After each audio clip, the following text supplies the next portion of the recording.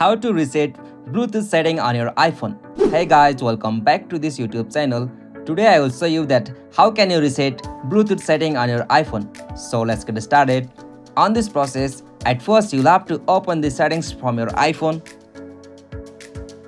Alright, so after you open the settings, you will got such interface. So from here, you'll have to go the option general. So simply tap on the option general. Alright, so from the general section, you'll have to scroll down at the bottom and go the option transfer or reset iPhone. So simply tap on it. Alright, so from here tap on reset. Okay, so from here you'll have to go the option reset network settings. So simply tap on it.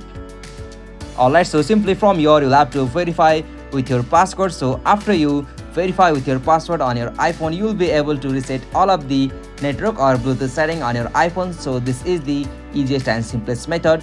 Hope you found this video helpful to you, and please don't forget to subscribe our YouTube channel for more quick and short tutorial like this.